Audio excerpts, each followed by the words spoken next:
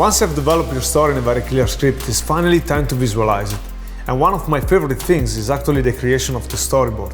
The storyboard is basically the representation of your idea through sketches. It's not a mandatory step, but it's very useful because it allows you to understand whether or not your story flows.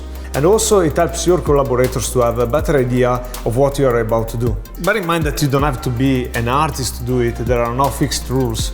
You just have to make sure that what you sketch is a clear representation of each shot you have in mind.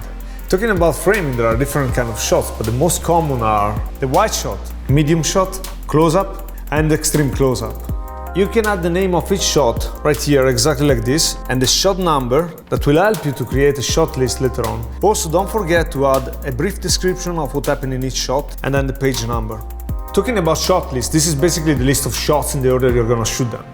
Normally, each shot list will also have a brief description of what's gonna happen in each shot. My suggestion for you is to organize the production in the most logical way. So instead of following the script shot by shot, if you have a scene with a mix of wide shots and close-ups, you will want to organize and shoot all the wide shots before and the close-ups after, or vice versa. In this way, you will move faster and organize the production in a much clever way.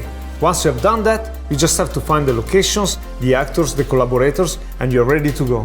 So this is it for now. I hope this video inspired you, and I look forward to receiving and reviewing your storyboards. Once again, you can just go to our forum post and check out for updates and instructions. As usual, thanks a lot for watching and see you on the next time. All the best. Bye.